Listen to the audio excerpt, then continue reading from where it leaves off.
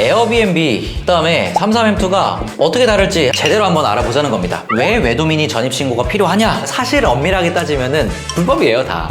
사업자의 경우에 어떤 사업자를 내야 되느냐? 전대업 사업자가 정석이긴 합니다, 지금은.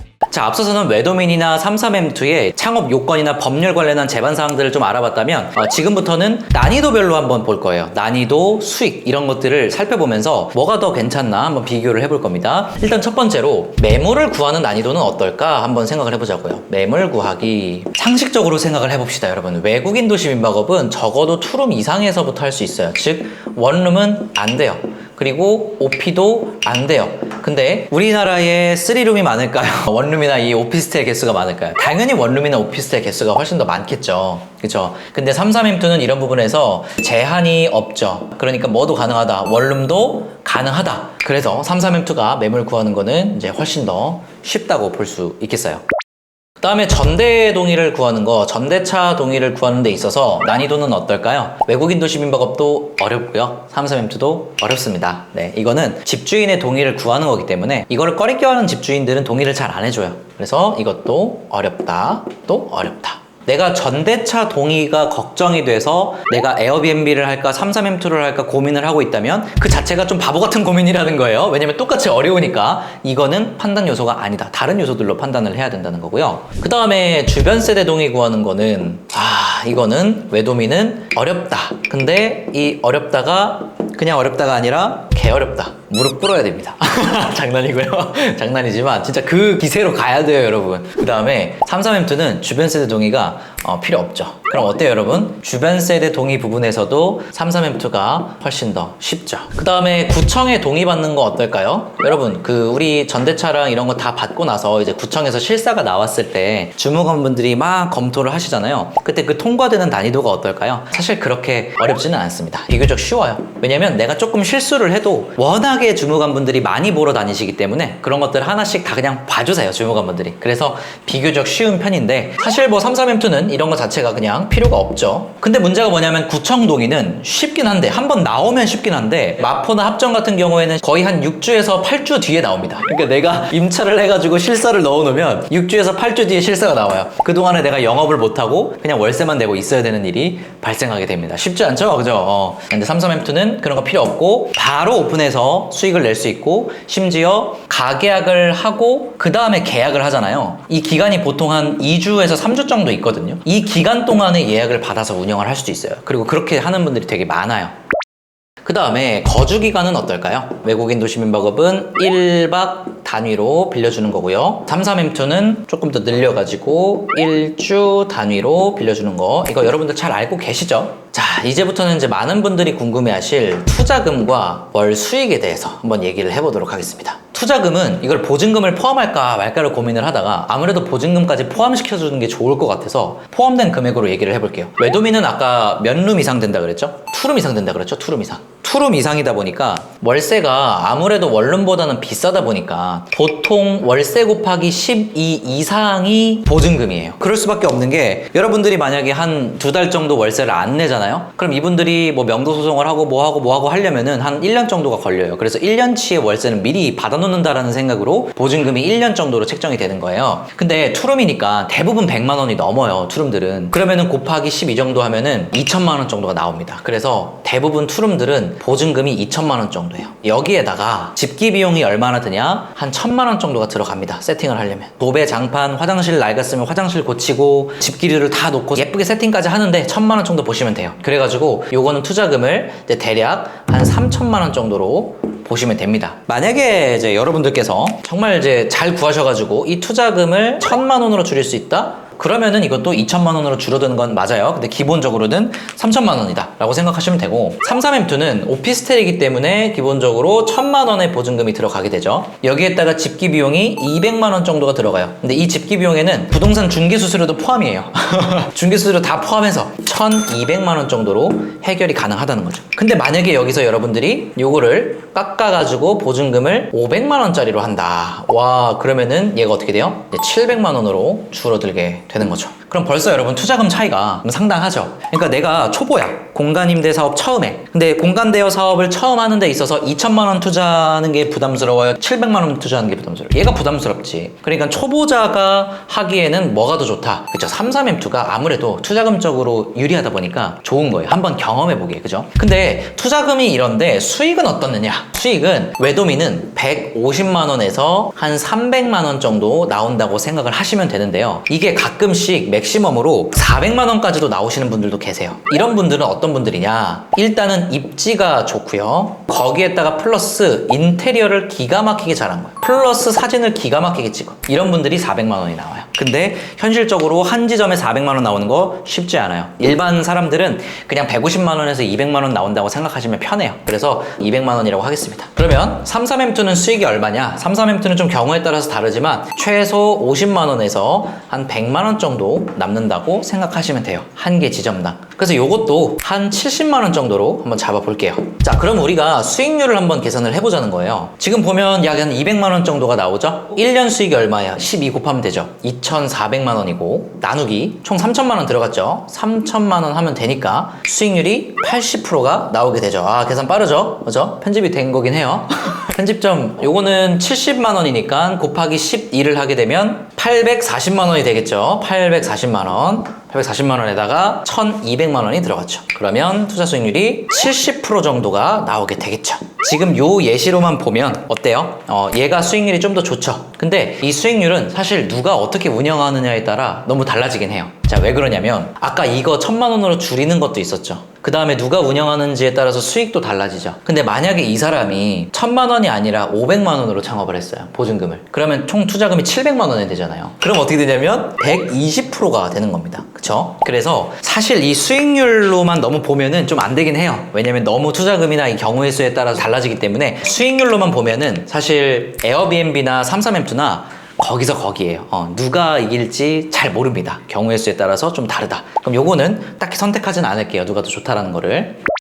자, 근데 이제 수익률이 이렇게 나왔는데 수익률 나온 건 나온 거지. 근데 이렇게 수익을 내기까지 이 세팅하는 난이도가 어떻느냐 이것도 한번 봐야 되지 않겠어요? 여러분, 에어비앤비가 세팅 난이도가 상당합니다. 왜냐면 내가 돈을 아끼기 위해서는 내가 페인트 칠도 해야 되고, 저 이번에 쉐어하우스 오픈을 하면서는 제가 몰딩 작업까지 다 했어요. 상당히 어렵습니다. 집기류가 많고요. 그 다음에 여러분 걱정 많이 하시는 거, 이건 사진을 정말 잘 찍어야 됩니다. 사진 이슈가 생겨요. 그럴 수밖에 없어요. 요즘에는 이 사진을 되게 프리미엄으로 찍기 위해서 에어비앤비 모델도 고용을 합니다. 그냥 숙소 사진만 찍는 게 아니라 실제로 이 사람이 이용하고 있는 모습을 찍기도 해요. 사람이 소파에 앉아있는 모습을 담아요. 내 숙소에. 그냥 하는 게 아니라 모델도 쓸 정도로 사진 경쟁이 좀 심하긴 합니다. 근데 그에 비해서 33M2는 집기류가 진짜 별로 없어요. 왜냐면 투자금에서 봐서도 알겠지만 집기류가 600만 원인 것이랑 집기류가 200만 원인 것이랑 한 150만 원 정도예요. 여기서는 얼마나 차이가 나겠어요. 집기류 개수가. 집기류 개수가 차이가 난다는 거는 내가 뜯어야 할 택배 개수, 내가 움직여야 할 물건의 개수, 그게 달라지는 거죠. 외도미는 투룸에서 하기 때문에 여러 명이 머물겠죠. 그러니까 침대도 2개에서 3개를 세팅해줘야 되고, 책상도 놔줘야 되고, 냉장고도 놔줘야 되고. 편집점. 근데 만약에 33M2를 원룸 오피스텔에서 진행을 하게 된다면 냉장고, 세탁기, 전자레인지 이런 것들이 풀옵션으로 갖춰져 있기 때문에 그냥 침대 하나, 책상 하나, 감성적인 협탁 정도 하나, 그 정도만 넣으면 충분히 운영을 할 수가 있단 말이에요. 그래서 33M2가 그런 면에서 훨씬 편하고, 33M2는 이제 사진도 옛날에는 진짜 대충 찍어도 괜찮긴 했거든요. 근데 요즘에는 아닌 것 같아요. 요즘에는 사진을 어느 정도 잘 찍어야 되는데 그게 무슨 모델까지 사용할 만큼 외도민처럼 사진 경쟁이 빡세냐, 그건 아니에요. 그냥 어느 정도 수평, 구도, 색감 정도만 맞으면 저는 잘 나가는 것 같아요, 예약은. 그래서 사진 부분에 있어서도 확실히 처음 시작하시는 데 있어서는 33M2가 좋다, 이렇게 말씀드릴 수 있을 것 같아요. 자, 그 다음에 관리할 소요를 한번 살펴봅시다. 관리 소요는 어떨까요? 외도미는 주로 주에 3회에서 4회 정도를 청소를 하게 됩니다. 어쩔 수가 없죠. 왜냐면 맨날 손님이 들어오고 또 뭐 2박 3박 머무르니까 적어도 주에 3, 4회 정도 청소를 해줘야 돼요. 근데 이 33M2 운영해 보시면 알겠지만 월에 2회 정도만 청소를 해줘도 괜찮아요. 평균 이 정도 청소하게 되고, 그냥 청소를 안 하는 달도 생겨요. 아예. 왜냐면 장박 손님을 받게 되면은 아예 안 하기 때문에 저 한 3개월, 4개월 동안 한 번도 안 한 적도 있거든요, 청소를. 그래서 관리 소요적인 면에서도 33M2가 압승이다. 그러면 손님들과 소통하는 이 CS 난이도는 어떨까요? 외도민은 그렇게 뭐를 좀 물어봅니다. 공항에서는 가까운가요? 공항에서는 어떻게 가야 하나요? 주변에 맛집은 뭐가 있나요? 주변은 뭐가 있나요? 막 하면서 채팅이 잦아요. 채팅이 잦고 33M2는 까먹는다. 너무 비약해서 말씀을 드리나? 근데 이게 진짜 그래요. 진짜로 이래서 이렇게밖에 말씀을 못 드리겠어요. 에어비앤비는 진짜 하루에 한 번씩 연락이 오는데 33M2는 그냥 까먹어버립니다. 맞다, 이분 33M2 머물고 계셨지? 진짜 이렇게 까먹어버려요. 뻥인 줄 알지만 진짜예요, 이거. 그 다음에 외도민은 아무래도 어떤 분들이 와요? 관광객들이 오잖아. 관광객들. 관광은 뭐 하러 오는 거예요? 놀러 오면 뭐 해요? 시끄럽다.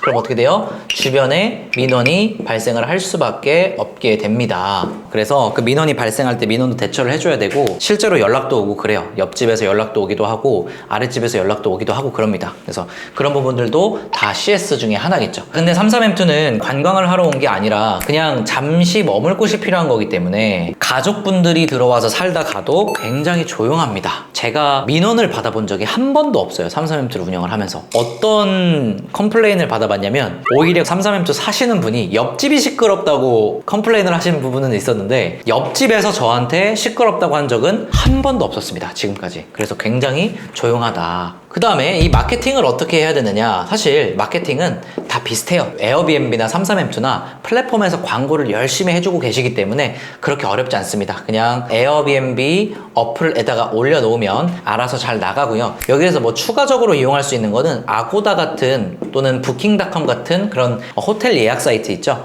그런 데에도 올려놔도 잘 나갑니다. 이런 데 올려도 돼요. 괜찮아요. 그 다음에 33M2 같은 경우에는 그냥 역시 33M2 어플에다가 올려놓으시면 알아서 잘 나갈 거고요. 경우에 따라서 Live Anywhere 이런 데에도 올려도 되지만, Live Anywhere는 수수료율이 9%라 가지고 저는 잘 안 올립니다. 그래서 33M2만으로 운영을 지금 하고 있습니다.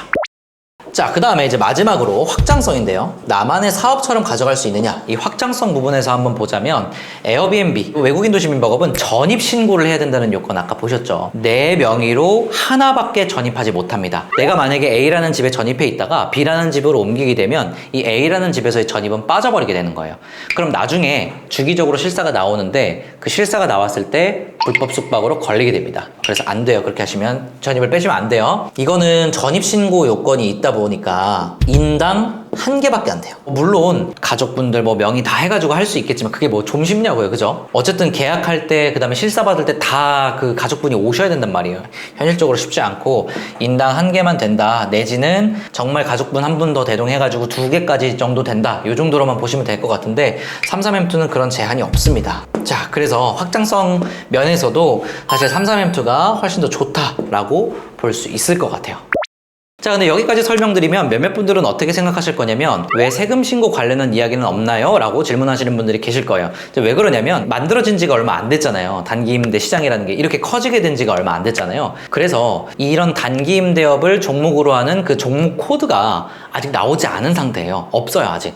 그래가지고 뭘로 신고를 하냐면, 민법의 내용을 좀 준용을 해가지고 전대업으로 신고를 하고 있는 상황인데, 이제 문제는 이게 주택이냐, 또 오피스텔이냐, 이게 주거용이냐 업무용이냐에 따라서, 또 집주인이냐 또는 내가 임차를 해서 전대를 하느냐에 따라서 다 달라져요. 그래서 현 상황에서는 집주인이라면은 주택임대사업자, 임차인의 입장에서 전대를 하는 거라면은 전대업으로 신고를 한다가 맞는데, 근데 이게 또 업무용, 주거용, 오피스텔, 주택 이런 거에 따라서 다 달라지더라. 그래서 되게 복잡하고, 이거를 지금 이 영상에서 다 같이 설명드리는 건 너무 복잡할 것 같아서 다음번에 기회가 된다면 한번 정리를 해가지고 영상으로 만들어 보도록 할 테니까요. 구독 눌러주시고, 그리고 좋아요도 눌러주시면은 알람이 갈 거예요. 그럼 그때 확인하시면 되겠습니다. 여러분들은 여기까지 들었을 때 33M2를 먼저 해보고 싶으신가요? 외도민을 먼저 해보고 싶으신가요? 저라면은 33M2를 먼저 한 다음에 그 다음에 외도민으로 넘어갈 것 같아요. 33M2가 수익률도 비슷하고, 또 한 개 지점을 오픈할 때의 난이도도 쉽고, 또 투자금도 적다 보니까 33M2로 한 2개, 3개 정도를 먼저 오픈을 해보시고, 그렇게 해서 공간 대여 사업을 리스크 없이 경험을 해보신 다음에 조금 투자금을 키워서 외국인 도시 민박업으로 넘어가 보시는 건 어떤가, 제가 항상 추천을 드리고 있습니다. 근데 내가 사전에 고시원이나 쉐어하우스나 뭔가를 한번 해봤다, 그렇다면은 에어비앤비를 먼저 하셔도 괜찮을 것 같아요. 오늘 영상 봐주셔서 감사드리고요. 행복한 하루 되세요.